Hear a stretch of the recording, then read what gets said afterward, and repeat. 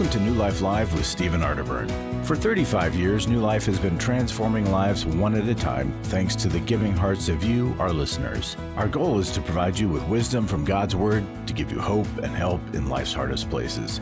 If you have a question you'd like to ask today, our phone lines are open. Call 1-800-229-3000. That number again is 1-800-229-3000. Now here's today's host, Becky Brown. Hello, everybody, and happy Monday. Did you know that today is National Bosses Day? Today, we're going to be taking your calls. We're going to talk about bosses and all kinds of things. And you hear Jill laughing, and we're going to be with Dr. Jill Hubbard and Jim Burns. And you know what I always say, because people say I'm bossy, I just say I'm aggressively helpful. Well, yeah, I'm laughing because you're our new boss. I'm like, okay. Well, but you know, it's funny because a lot of times people have difficulty dealing with people who are a little bit stronger, right, in their opinions or their behaviors. What would you recommend to somebody who's... Sorry, you mean people have authority issues, right? Yeah, well, they could, but there could be somebody that is aggressive or bossy. Like, how can we deal with the bossy people in our lives? Present company accepted. Well, one of the things about bossy people that I appreciate, being married to a bossy person, I was thinking Boss's Day, is that for a spouse or is that, and Kathy wouldn't mind me saying this actually, but you know, she's strong. She has opinions. Yeah. And I have a daughter who is very bossy. And she kind of has ruled the house. In fact, she's the boss of all bosses for us in our family. I love we have that. the hierarchy thing. But you know what I have found about with my wife is that she also appreciates me saying, "Here's how I feel," because she'll do that, and so I can do that back as long as it's done with gentleness and care and whatnot, and not being rude.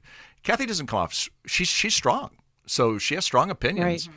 and she doesn't mind me having those opinions as well. And we can we've had to learn to agree to disagree. But one of the things, and I've said this on the air before, is that, you know, communication is a learned trait. And with our boss at work or with, you know, people who are in our family who could be our boss or our bossy, Right. you know, I think it's really important that we learn how best to communicate with them. And each one is different. It's personally tailored depending on the person. Yes. Right. I think we have to take the time to learn who people are. Right. And most of the time, most people are just concerned with themselves. Right. And they don't stop and say, okay, what is it like to be behind this person's eyes? Right. Right. And a lot of people with bossy people will recoil. Right? Yes. They'll get intimidated, they'll pull Right. back, they'll withdraw, they'll feel controlled. Yeah. And the thing is, with most people, you need to lean in. Yeah. And because a bossy person wants to hit up against a little bit of strength. Yeah. Right? Right. So it's like, oh, this is where I end and you begin. Yeah. Well, right? I remember you know, Kathy and I have been married 49 years, so we're going to make it, right? But one time she said, "You're just being a wimp." And I thought, no one has ever called me a wimp before. But you know what? She wanted me to push back on her. Right. You know, this kind of conflict. Right. And she called me a whip. I'm still holding that against her. I just want you to know that right now. Well, do you know, we'll pray for you, and I think you will make it. But, you know, it's interesting, though, because when you have somebody who's strong, and I love strong people, and I love to hear but if you aren't strong, like you were saying, Jill, you're going to react to that in fear. And the hard part is, how do you find your voice? And, you know, it's okay for you to not be bossy, but you still need your voice, even if you aren't going to be aggressively helpful. There's a quiet strength. There's a gentle strength. And you can come along and almost whisper opposed to their aggressiveness, right? Yeah. And you know what? You can, bossy people can have that quiet strength. My wife has that quiet strength. Yeah. It's good. I think if you're either on the challenged end of a boss or bossy person, I would encourage you to find your voice and know that it's okay. You might get pushback, but it's important for you to be heard and seen. And of course, in the context of work, that could be a little tricky, but you know, you can have allies that can help you with that. But I also want to celebrate the people who are bossy. I like bossy people because I love to hear their heart, their vision, their leadership, and we can celebrate that on National Bosses Day. We'll be back taking your calls after this break.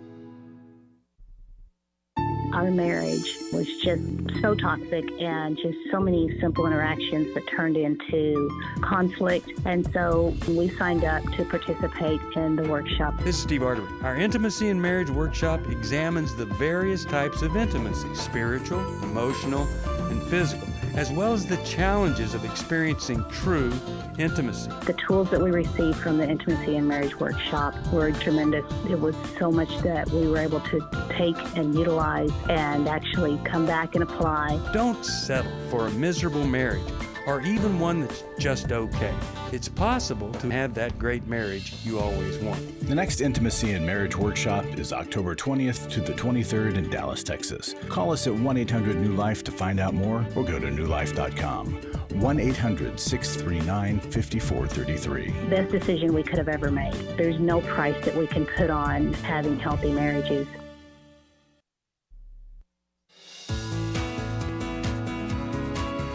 To find out more information about New Life or to order any of the resources mentioned on today's program, call 1-800-NEW-LIFE. Now back to New Life Live. Welcome back. We were talking about bossy people, but the other aspect of that is that whole concept of boundaries. And there are times that we need, when we talk about finding your voice, we need to learn where we begin and end, whether we're bossy or not, but also how to set a boundary. And many times we don't feel like we can do a boundary with a bossy person, but that's kind of what you were talking about too, Jim, is that you want to have not really pushback, but to be represented in the conversation or in the decision. Right. And sometimes people who are, we're using the word bossy and that kind of has a negative connotation to it. But with a boss or somebody who is bossy, sometimes that's out of their own insecurities. Sure. So they're acting like that. They're puffing up. Right. Exactly. And because of that, sometimes we have to handle it in a different way, but we need boundaries. We need to be able to say, you know what, I'm not going to take that from my boss at work, or I'm not, there are certain things you just can't do. Well, and some bosses are wonderful and are diplomatic, and you can say, can I have a few minutes to talk about something? You can ask for what you need, right? Yeah. And they can tell you, I've got time now, or no, I don't. Yeah, right. And you know what? I say that in marriage. In marriage conferences, I oftentimes say, tell him what you want. I'll have, and I'm not saying this is only a woman thing, but I'll have more women say this. My husband isn't spontaneous. He's not romantic. Have you told him what he wants? No, he's supposed to know that. No, he honestly doesn't. He's not being loving. And the guy's going, well, what does that mean? Yes. What does that mean? Tell him what you want. Yes. And I think with a boss at work, even you can do that, saying, is this a better way to look at this? They want to improve the relationship too, usually. Yeah. Right. Well, we are going to, be able to help you if you have a bossy person or, if you're in a marriage where one of you has a little bit more power than the other. We want to help you get some clarity in your relationship. So, you can give us a call. Right now, we're going to go to the phones. We're going to talk with Sarah, who's calling us from Peoria, Illinois, watches us on YouTube, and you can too. Hi, Sarah, we're so glad you called. How can we help you today? This is a very sensitive issue, and I'll try to do it without crying. It's okay. Oh. It's a blended family. I've been married 39 years, and my stepdaughter has been a thorn in the flesh off and on the whole time. I told my husband this spring I wanted to take each one of our children on a nice trip with their family, and I wanted to pay for it. Okay? And so he didn't want to go. Obviously, he was welcome to go. He didn't want to go. Well, then, when I'm gone on vacation, I told my stepdaughter that if she came out and if she cooked for her dad, that I would pay her because she won't work. She's living off of her grandpa's money on her mother's side, and she doesn't want to work.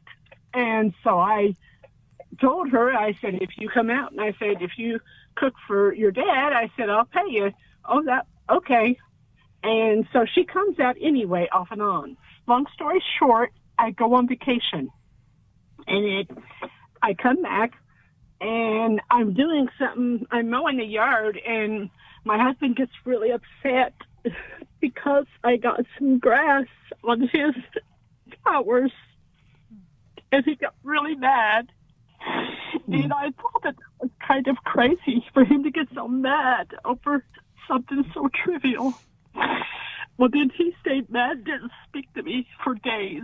And so then last night, we started talking again. Well, all of a sudden, out of the blue last night, he tells me, he said, Michelle told me that I had been given good size of money out to my kids, to my son, to my grandsons, and that my daughter had been the one that told her that.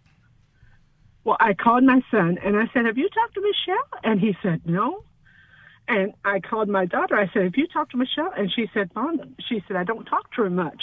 Well, long story short, I called my daughter later, and I told her what she said, and she said she never said it. Well, my husband says, well, I don't care about seeing the kids again. I said, I wouldn't give that kind of money out without your permission. Well, long story short, he does. I don't know that last night he acted like he believed me, but he didn't want me to confront Michelle. He didn't want me to say anything about it. He just wanted to let it go. Well, again, long story short, got up this morning and I said, what did you say about not wanting to see the kids again? And he said, well, I don't really. I said, what? I said, we're talking about our kids. Because I knew he was talking about my two. And I said, I called Lori and asked her if she told Michelle that. Well, I'm not sure Lori tells the truth.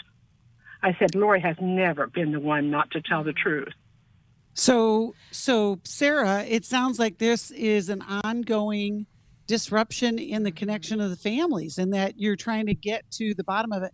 How can we best help you today? Well, I feel like cutting strings and running. And I know that's not the right thing. Right.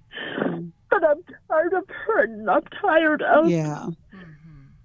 I support him over 100%, and he knows that. And it's like he wants me, but he don't want the kids. Well, we're a package deal, even though they're totally grown and have their own families. Mm-hmm. But Michelle wants to act like, well, you've never done anything for me like you did for them. Well, that's a crock. Right. So, Sarah, you have two. He has one?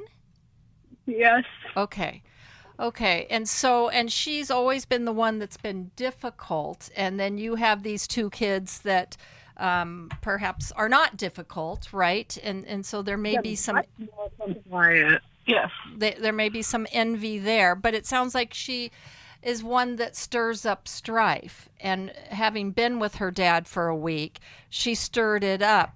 But I'm wondering about the connection between you and your husband and why so easily he would move into a place of lack of trust of you. And has that happened over the years? And is Michelle always in the middle of it, or is that sometimes something that happens between the two of you? No, it's usually when she's in the middle of it. Okay. She can be just as sweet as the sweetest person you've ever met. Mm-hmm. And she'll turn around, and Shirley said this. Shirley said, even as a little bitty girl, we've been married 39 years. Yes. Even as a little bitty girl, she tells her dad, Shirley did this to me. Shirley said that. Shirley does this to me. He came home early from work to hear me do those things. Nothing was going on. Mm-hmm. Well, then, in just a matter of years ago, probably within the last 10, she gets mad at me for almost a whole year. Okay. And when she comes out, her dad won't speak to me or direct things to me. It's like I'm here and I'm supposed to cook, but that's it. Okay, so that's his only child, right? She came along before you. Right, because it's a blended family. I don't know what guilt he has or issues he has as a dad in raising her, right? But with our own children, sometimes we have a huge blind spot. And even though he knows about this behavior, I think he wants to see the good in her. And sometimes as we get older, we just get tired of fighting the battle. And so it's easier to see the good. But instead of getting caught up in he said, she said, and this happened, I think you need to step back and say, sweetheart, every time we've had major disagreements over the years, think about it. Michelle has been involved. And there's something in where she feels the need to be in the middle of things, or she's feeling neglected or lacking attention or something, right? And that tends to separate us. And so can we look at that? Can we talk about that? Let's not nobody's bad here, but what is it that we're not meeting in Michelle that she feels like she needs to step in and separate us? Well, and I think too, Jim, when we're talking about divided families, whether they have come from divorce or, there are families that get divided even if their parents aren't divorced. Sure. What are some of the challenges? Yeah. What are some of the challenges that we can meet head on to bring about connection, even if we don't all fall in the same camp? Yeah, you're so right. We hardly use the word blended anymore because sometimes they've been married. Sarah, you've been married a long time. Yeah. But typically we say, people they fall in love and then they expect the kids to fall in love with the opposite parent or the non-biological parent, and a lot of times that doesn't happen. So yeah, Michelle's she's been a handful for all these years. They're all 39 probably. And so Becky, when you ask that question, we have to face the fact that we have to learn how to be a new family, and sometimes we don't do that well enough. But I'm going to go. I want to give you an illustration, Sarah. I was thinking about what Jill just said to you, and really that would happen in counseling, and that might be able to be exactly what you need if you sat with a counselor with your husband and said, how do we get on the same page on this? That way you're not having to do that tit for tat, because that doesn't work, and that's not going to work, especially when it's biological children, yours and his. But, I really do suggest on this case that you talk with somebody, because you can improve your relationship with your husband. Once you improve the relationship with your husband, then some of these things that are hurtful to him or hurtful to you or whatever, it's kind of go away because you become a team. So some of the ways he handles conflict, just from what you've said, is not a healthy way to do this. And his, you said mad, but I'd call it anger. His anger is secondary. There's something else going on. And literally try to get to some of the bottom of that. I find people who do best in a blended family are people who literally take the time to get on the same page, you become united, understand the fact that a biological child of one is not going to be sometimes as comfortable with the other one. That's not always the case, but it is a lot of times. And how do we work this together? Because you want to become a we together instead of opponents on this thing, and he's turning it into an opponent right now, and I feel your pain. Well, and he's feeling betrayed, right? Yeah. He's feeling like that somehow you've been sneaky with the money. Right. And so I don't know what else is going on with him in terms of money, but a lot of dynamics get played out in and that's going to go, that arena. could go away because he sees and trusts her for 39 years. He's seen that she's not done that. Right. But somehow he has to be a person who's going to trust Sarah, or Sarah obviously feels like she wants to run. The grass isn't going to be necessarily greener after 39 years. It's going to be, someplace to run. It's learn how to communicate more effectively. Well, and that wanting to run, Sarah, I think it feels probably really overwhelming. And when we want to run, we just want to get away from all the pain, because it feels like, how can we ever unravel all of this? And so to be blamed for something and treated as if you've done something when you haven't, that can feel very defeating. Yeah. Sarah, what were you going to say? I was just going to say that I'm the one that has taken care of the finances since day one. Our credit score is 30 points from perfect. I do not do what I've been accused of. That's why, but that's why it hurts you. But that's Right. But that's not a reality. Sarah, you are hurting because it is such a false judgment on you. And Right. and like you just said, Jill, he's saying, let's do life without the kids, because this is the lie that a lot of times people will believe in isolation. I'm fine until there's people around me. It's like, but we have to learn to exist with each other. And I love what you just said, though, Jim. And Sarah, maybe you invite him to come to our intimacy and marriage workshop. I mean, it could be the best thing, a united front moving forward. I think we'll send you a copy of what would be a good one. Joe, what are you thinking? Violence. Yeah, How We Love. Yeah. That's what I was thinking, but I just wanted to get affirmation. Yeah, that from was the the smart only people one in the that room. came to mind. Thank you, Sarah. We'll be praying for you, and we know that it's hard, but it's a good challenge to meet head on. It's, everybody's hurt right now, but 39 years is a long time to just throw in the towel, and he needs to have some tools so that he can manage some of these overwhelming feelings that he's having. Our families are our testing ground for how we move about in the world, but it's not always a very healthy experience, but we can work on it. We'll be right back taking your calls after this.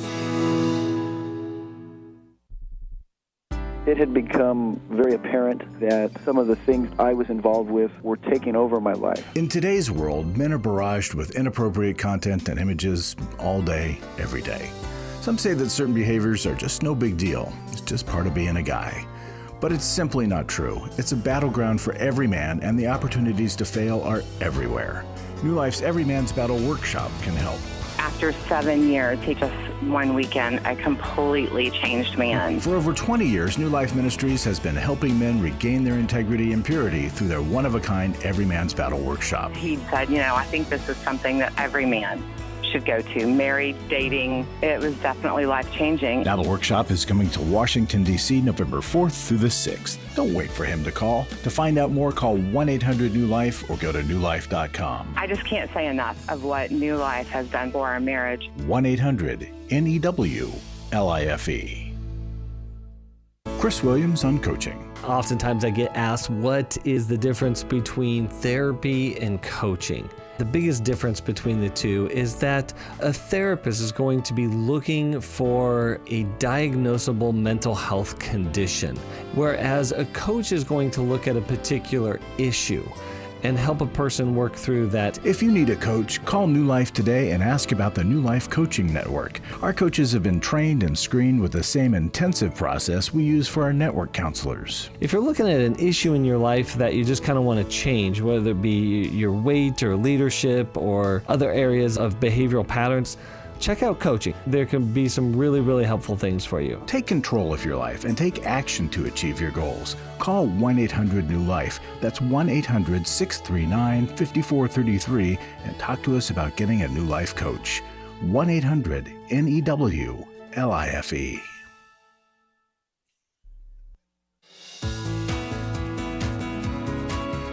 We'd love to hear from you. If you have a question or a comment, call toll-free 1-800-229-3000. Now back to New Life Live. Welcome back. Sorry, we're making jokes. I was just talking. Oh, it's okay. When we were talking before the break, we were talking about intimacy and marriage and how we love, and we're going to have our intimacy and marriage workshop this weekend in Dallas. And so it's not too late. Maybe this would be a great start to the next year for your marriage. Yes, it's so, I love that cheerleading in you. Yes. Jill, that's perfect. And even if you're curious, a lot of times people will say, well, it's not what I think it's going to be. And it's like, you don't know until you go. But when you go, you can say, we did something for our marriage. It's a marker in our life together that we wanted to not only have better communication and better connection, but we want to have a marriage that is meaningful, that, we enjoy each other's life and our lives that we've built together. So just join us in Dallas. You will not regret that. We're going to go back to the calls. We're going to talk with Ginger, who's calling us from Phoenix, Arizona, watches us on YouTube as well. Hi, Ginger. Thanks for calling. How can we help you today? Hi, yes. I've follow Steve on Facebook, and he had a couple posts last week. One was on letting go of bitterness, and I think the other one talked about people pleasing or something. And that's my struggle. Like, I've been working on this really hard for the last 10 years, but I'm not quite where I want to be. You know, when people don't respond in kind or the way that I feel like I would respond or be as thoughtful to me as I am to them, I let it affect me a lot. And I just, I wondered if you had some tips just for me to keep continuing to work on not focusing on that so much and just accepting That's great. people, I guess. That's a great question or a great just journey, right? Jill, let's start with you. How can we help Ginger? Well, Ginger, I think that's a hard thing when you feel like you put out a lot of effort, right, to be pleasing to people and to accommodate them, and they don't do the same in return. And we often see that dynamic with people that are takers often attract people pleasers. And so I want you to think about the people that you feel some, secret resentment towards, right? That you constantly are trying to please and you can't please. Some people, are unpleasable. Or I should say, do you know that? That there are some people that we can't please, and they want to keep you in that position, right? So it's important to look at the people outside of your family that you're choosing as friends. And are you always the giver, the pleaser, and they're the takers? And I've had to help people adjust their friendships, right? Set some boundaries, pull back, and seek out different types of people because you want to be in friendships where there's some mutuality, right? It's not just one-sided. And that doesn't mean it has to be equal or you have to have, the same qualities. It just has to be some give and take there. The other thing is the people-pleasing is often falls into the codependent arena too, because sometimes it's that very indirect way of, if I please you, then you won't hurt me, and then maybe you'll give me what I need. And so learning to be a little more assertive, Ginger, and having your own voice and asking for what you need and looking at what is scary about that. What is scary about being more direct with people and having an opinion and not just accommodating? And so as you do that, some people won't like it. And that's often the fear. They're not going to like it, right? And they're going to try to push you even harder to get you back into your old role. But that's how you're going to see, is there some, flexibility in these friendships? Are they going to allow me to be an adult in the relationship?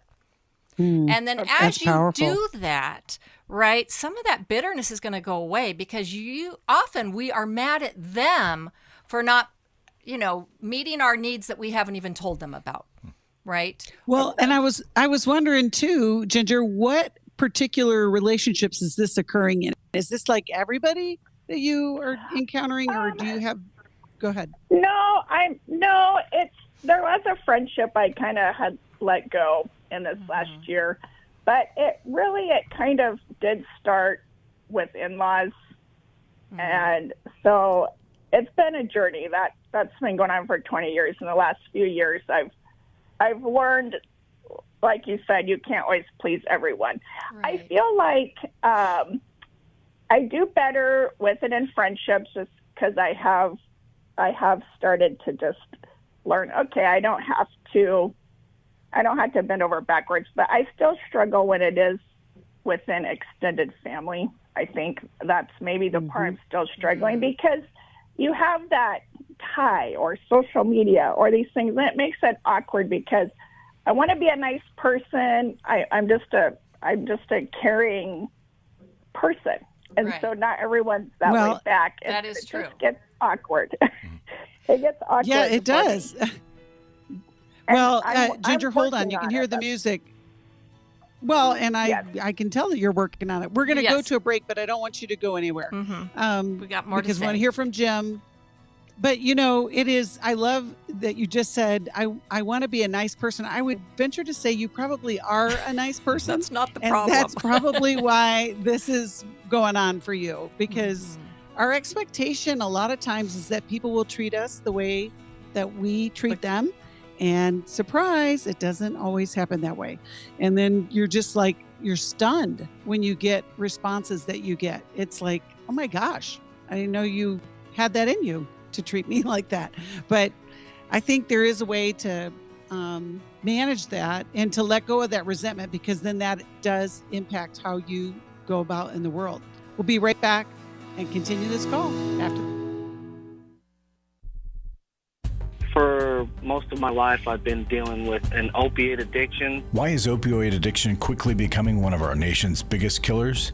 Maybe it's because it isn't only those who are addicted who are in denial. We did what I see so many parents do, is it can't be an addiction. There's something medically wrong. It's impossible to solve a problem when you don't know what you're up against, and families will try to find any explanation except the one that will put them on the right path. Alcoholism and drug addiction is a family disease. It doesn't affect just the individual. If someone you love is abusing painkillers, know what you're up against. It's time to admit it's addiction and seek treatment. Call us today at 1-800-NEW-LIFE. We have Christ-centered partner treatment centers around the country. Call 1-800-639-5433 or visit us online at newlife.com. We just made a decision. We will do whatever it takes. 1-800-NEW-LIFE. I was sort of vaguely familiar that the 12 steps had some origination in the Bible. I found Life Recovery, and one of the things I liked so much was that it had such a broad appeal. It wasn't limited to just alcohol or drugs, that it was addressing a wide range of problems. At New Life, we believe everyone can benefit from a life recovery experience. There are life recovery groups all over the country. They take place online, in conference calls, and in person. And if there isn't one in your area, we can help you start one. We have startup materials, leaders' guides, CDs, Bibles, and more, all with discounts available for groups. Call us at 1-800-NEW-LIFE and ask for Terry Ward. The 12 Steps have long been a great help to people in recovery because much of the 12 Steps' power comes from the fact that they capture principles clearly revealed in the Bible. The 12 steps is really a pattern for all of us as Christians. Call 1-800-NEW-LIFE. That's 1-800-639-5433. We're glad you joined us for New Life Live. To be a part of the program, call 1-800-229-3000. Now back to New Life Live. Welcome back. We were speaking with very nice Ginger before the break. And Ginger's talking about how it feels when you're on the receiving end of people's rejection or rudeness or just uncaring Lack responses. of care. Yeah. And then what do you do with that resentment that kind of builds up over time? Jim, I would love for you to speak into this as well. What would you offer to Ginger? Well, I agree with you, Becky. Ginger, you are a nice person. I can tell. And sometimes people aren't, when you're nice, some people aren't as nice back. Mm-hmm. But, you know, when do we feel best? We feel best when we're kind to people. And so I think we turn it inward and lower our expectations on the response and still be kind. You know, when you look at the Bible talks about the definition of love, but the definition of love says love is, love is kind. And that's actually right in there. And so, again, you're going to love people by being kind. It doesn't say, and then they're going to be kind to you. Another part in the Bible, when it talks about the fruit of the Spirit, and, what is, the fruit of the Spirit? So we're filled with the Holy Spirit. It's love, joy, peace, patience, kindness. So, again, I think we're called to be kind regardless of how they react. And we have to be able to, work through that fact that we're not being kind for a response. We're just simply being kind. And kindness does break barriers, and kindness does matter big time. And you're not always going to get it that way, especially because I think people who, like yourself who are super kind, you're not going to get that from everybody. That's their own pain. And their own, brokenness, if you would, but still be kind. You're going to feel better when you're kind. So somehow, how do you get past that? You talk about people pleasing. I used to tell people I was the president of the People Pleasers Anonymous until I found there was actually an organization. They said, I'd like to know more about your organization. No, I was kidding. But the point being that I have to watch my own spirit, that if I'm being kind to somebody, I just need to do it because that's what I'm called to do. As a Christian, that's what I'm called to do as a person who wants to be nice. And so you'll have to get past the fact that these responses, that's their problem, not your problem. Yeah, Still be kind. We would like people to follow the golden rule, right? But they don't. And so part of it with people in your family, Ginger, is seeing who they are and accepting that. Not liking it, but accepting and operating off of that knowledge, and then deciding who you want to be as a person, right? Irrespective of their interaction with you. And that's what you're called to do. So the lowering the expectations is of that if I do this, they'll do this back. Right. No, Right. there's not a guarantee there. And that's where the bitterness sets in. Good stuff, Jill. Yes. Yeah. I love that. Okay. Ginger, I think we're gonna send you a copy of Take Your Life Yes, Back, which I that's what I think was will give you thinking. some insight into this. Oh, see, we're on the same page. Yes. No pun intended. But I just think what you just said though is so true, both of you, is that we don't want other people to determine how we are going to be. And in our reaction, it's where we can do our work and we can go forth and spread kindness. I mean, what a great way to do. Speaking of spreading kindness, I think Larry Sonnenberg spreads kindness wherever he goes. Butterflies thank you. and rainbows. Everywhere. I can Hi, see Larry, a butterfly what do over you his have head for right us? now here in the studio. Used to be a halo, but now it's a butterfly.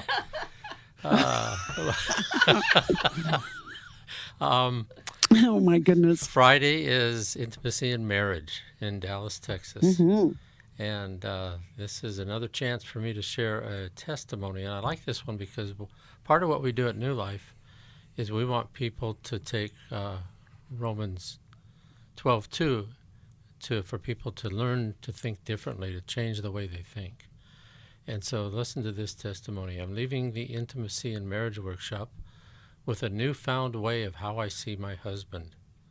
So she's thinking differently. Instead of two histories colliding, we will work on healing two children who were very hurt and traumatized. I believe this will bring us closer together than we've ever been. I'm also understanding that my marriage is the most important relationship aside from God, and it needs to be my primary focus. I came here in desperation, and I'm leaving with a lot of love and faith. So, folks, be open to changing the way you think. It starts with a phone call, 800-NEW-LIFE, and just say, I need to know more about this marriage workshop, and they can help you out. And if money's an issue, if it's just a little too much, if you could give a little bit of anything, we can probably help you with a scholarship. So give us a call, 800-NEW-LIFE. And while you're at it, even if whether you're interested in the marriage workshop or not, call that same number and say, I'd like to make a gift towards the matching gift. We're gaining on it. This is a recorded program. Can't tell you the latest update, but we're over 200,000 the way to 361. And so we're getting there, but you're getting there. So thank you for your gifts. Thank you for giving. And God bless you. Thank you. Yeah, it really does make a difference. It changes people's lives. And I heard a donor once said that he wanted to continue to give because in this world where there's so much confusion and so much hurt and isolation, New Life offers hope for people and insight for people for God's healing journey for their lives. And so I just want to say thank you. You can go to newlife.com and click on that donate button, or you can call us at 1-800-NEW-LIFE to give. Thank you, Larry, so much. And we appreciate that. We're going to go back to the calls, and we're going to talk with Raymond, who's calling us from Flint, Michigan. WSNL is where he listens. Hi, Raymond. How can we help you today? Hi. Thank you so much for taking my call. Really appreciate that. Of course. You're welcome. My question for you today is, do you think God allows certain things to continue on, or certain things that can be considered bad to happen to draw us nearer to God? And the reason I'm asking this, I can give you an example. My mother is disabled. She struggles physically every day. She's in pain, several problems with her. But I do always hear her, praising God and asking God for healing and asking God for strength to help her to get through this pain and just glorifying God. And he's been using her to, she's moving, she's getting about even through her pain. She's bringing glory to God. And another example I would like to give is we've been poor on several occasions, and there were some nights where we didn't have food, or we had to leave the stove open to heat the house, or sometimes we didn't have a house. And what I've learned is, looking back on it now, we've had to depend on God so much that it kept him on our mind all the time. And if I had everything I needed, truth be told, I probably wouldn't even think of God. I'd probably just think of him on Sundays. You know what I mean? But because I depend on him. It's a great question, Raymond. Let's, Jim, you want to start with, just why does God allow bad Raymond, things to happen? I think you answered your own question in a beautiful way, to be honest, because, the Celtics 1,000 years ago came up with a phrase called thin places, and some of us call it thin spaces, and that's where heaven and earth meet. And what's interesting is a lot of times they meet like with your disabled mother. They meet in times of tough times, or in quiet times, or in times when you don't have the money to heat the house and things like that. And we sense God's presence. So I think, he's there. So he allows it. I don't think he sometimes, he's not a punishing God. So he's not punishing us and then causing us to, draw to him. But, the Bible says, draw near to God and he will draw near to you. And so what I think we do in the midst of our pain, it doesn't matter what the circumstance is. If we will draw near to him, his promise is that he'll draw near to us. So yeah, he allows some of those things, I think, to so that we can grow and be closer to him. But I don't think he's sometimes he's not the great cause for all of the pain in the world. I think we do a pretty good job of making that happen ourselves. But yeah, he's present in our pain, and that's where, for me, in my times of brokenness or my times of pain, that's where God is closest to me usually. And it's again where heaven and earth kind of meet in this time of pain.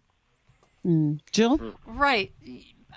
Paul talks about being content in all circumstances, right? We're not guaranteed our circumstances. We're not guaranteed good circumstances. But if our goal is to draw near to God, right, and to keep our eyes on him and to become more and more Christ-like, then all the things in this imperfect, fallen world are to help us to point to God, right? And to draw into him and whatever it takes. So in spite of the circumstances, wow, your mom is a hero. Right? Yeah. Because you know what? Well, and the thing is, Raymond, not everybody does turn to God. No, some people she's got reject a deep God. Faith. Yeah, she's got a deep faith, and I love that she led you in that way. I have no idea what we should send Raymond. A Life Recovery Bible. How about that? God's Word. Raymond, you brought up a great question. I hope that we gave you some just confirmation that you already knew the answer, that we do have to seek God. And I love what you just said, Jim, that draw near to God and he will draw near to you. It's the hope that we have because God is ever present in our time of need and our time of trouble. Thank you, Raymond, for bringing that up. We're going to go back to the calls after this break. We're going to talk to Mary. And we're just so grateful for your listeners. We'll be right back. My husband was involved with pornography addiction. He was unfaithful. I called the wedding off. He stepped out on the marriage and ended up having a child. The Restore Workshop is designed for a woman dealing with a man's sexual addiction issues. My husband is a recovering sex addict. There were strip clubs, other ladies. If you've been affected by betrayal, an emotional or physical affair, or pornography, the Restore Workshop will equip you with support and tools to help you through. Restore has empowered me and has given me the tools to work through my anger, work through my pain, work through my confusion, and help me realize that I am worthy. Being here and being surrounded by people who get it has given me my power back. The Restore Workshop is coming to Washington, D.C. November 3rd through the 5th. Call 1-800-NEW-LIFE to find out more. That's 1-800-639-5433 or online at newlife.com. Thank you, Restore. You have changed my life forever. Hi, this is Steve Arterburn, and for over 34 years, New Life has been the most trusted name in Christian counseling. Your ministry has saved my life. If you struggle with emotional hurt, family, or marriage problems, the pit of depression, or the pain of addictions, we can help. I'm down 100 pounds now from what I was. Our treatment programs provide clinically appropriate solutions from licensed professionals, all in a biblical framework. I have had problems with alcohol. I think God has ordained this place to be His. You don't have to be a prisoner of your pain. Help is available at 1-800-NEW-LIFE. She tells me that I'm a new man, and I feel like a new man. It worked for me, and it can work for them too. This time it is different. If you're ready to take the first step towards genuine spiritual and emotional healing, call us today at 1-800-NEW-LIFE. God can open the door to a better tomorrow. Call 1-800-639-5433.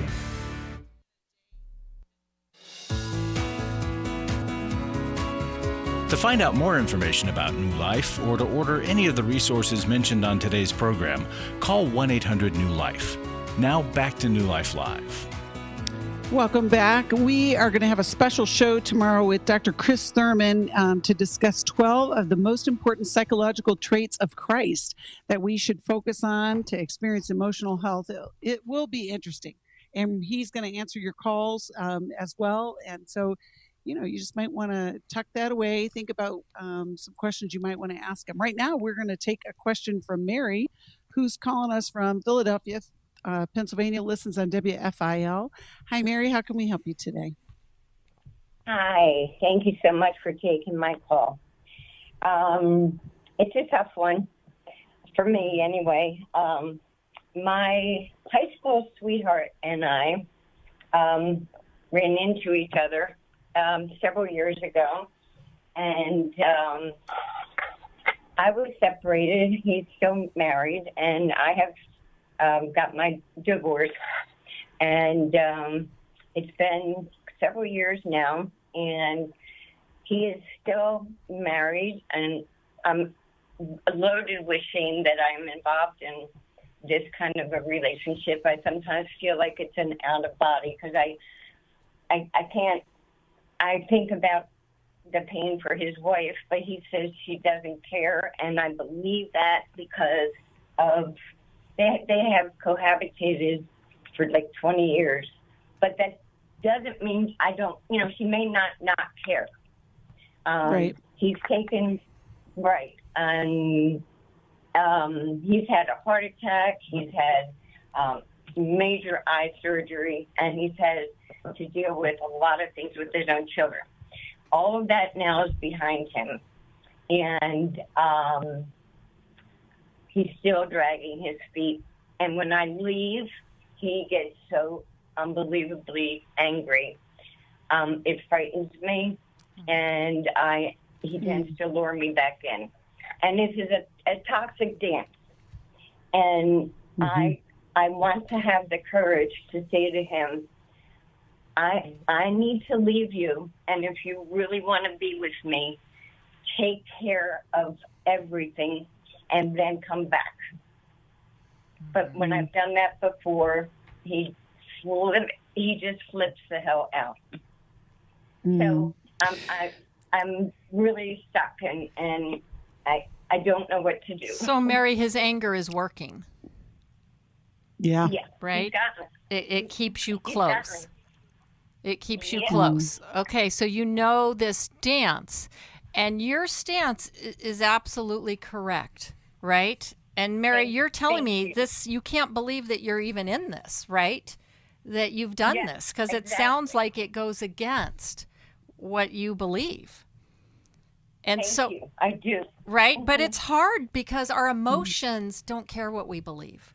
Our heart, can be fooled and can be deceived. And lots of well-meaning Christians, unfortunately, have affairs, right? And then they justify it. So if you are serious about taking the stance, because it's a stance about honoring God, right? Yes. Then you have to get some accountability, Mary. You have to do it differently, because every time you just tell him, you allow him to lure you back. So you've got to do something different. Yes. That's why I'm calling. Right. You need. I also and Jill, that whole concept of support, because Mary, you're trying to do this on your own, and we started the show today about bossiness and aggressiveness. he's the king of it. And I would say that some of his reaction is coming from his own shame, because when you say, until you get this all figured out, I'm done. And you're shining a light on the fact that he isn't doing the right thing, but you too are going against what you would want to be part of who you are. And so you can't do it by yourself, obviously, but I just wonder if you have people around you. Does anybody else know about this relationship with him? Yes, and they, instead of supporting me or filling me with shame, and just have walked away from me. And I'm already filled with it. Right, exactly. Oh, So, Mary, Mary. are you in therapy? Are you getting some help that way with a Christian therapist? Yes, I joined a group that's nonprofit. Good. A bunch of women like me. Okay.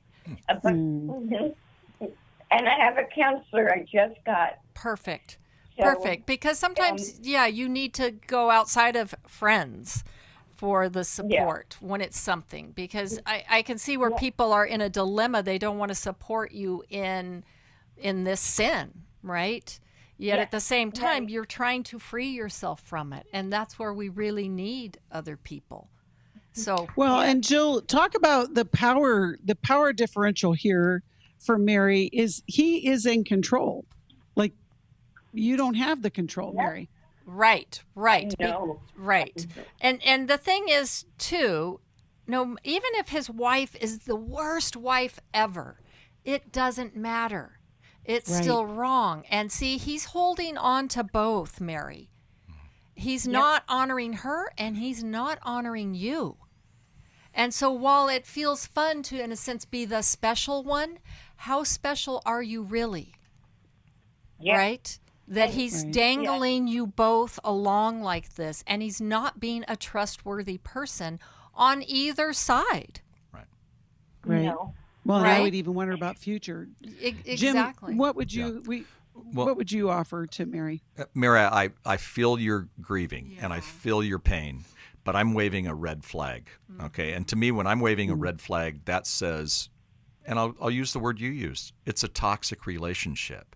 And you don't feel right about it. And then when he gets angry, you come back. Well, it's like I have a 5-year-old granddaughter that was screaming the other day. And I said, "Why are you screaming?" She says, "Because when I scream, I get my way." Well, guess what? When he gets angry, he's getting his way, but it's not a healthy thing for you. I can feel it in your voice. Now, so you're torn, but the truth of the matter is you know what to do. You have a conviction.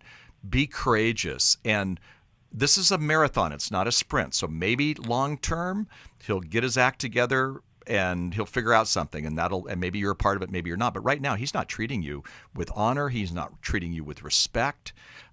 He's using you, and he's using his wife. And to be honest, in a little sense, you're using him too to meet certain needs. But I have a red flag, and that's not a flag that says shame, shame, shame. I just say, no, this is not healthy.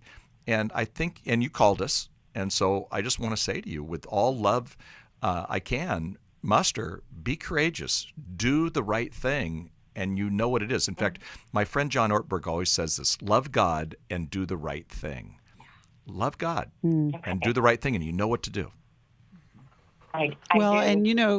Because a lot of times, Mary, when it's a big decision, it feels like you have to do it all at once. It could be that you start by just not being as available at, whether it's don't take the calls. And go ahead, Jill. Well, I was going to say, and tell God that you want to honor him. Yes. And ask him for the strength and the people that can help stand with you, right? I love that. I love that. Okay? You can't do this alone.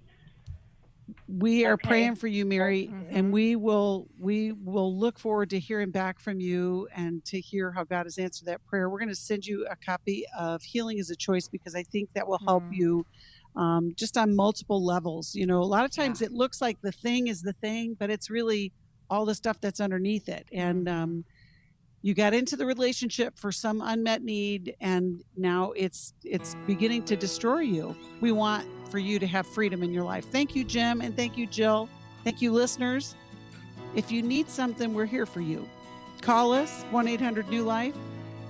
go to newlife.com. There's great tips and free articles that you can read, and share New Life with somebody else. You never know how it might save their life.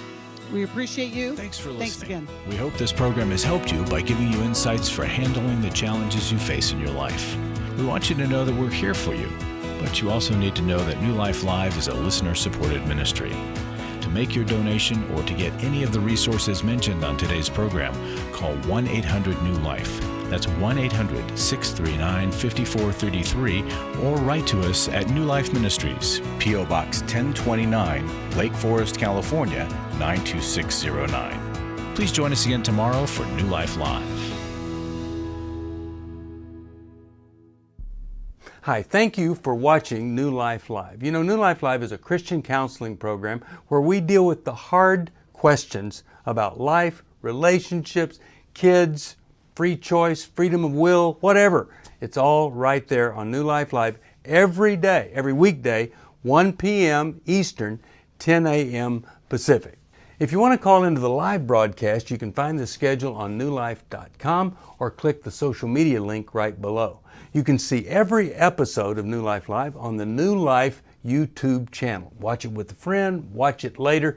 Be sure to subscribe and hit that bell so you'll never miss another episode.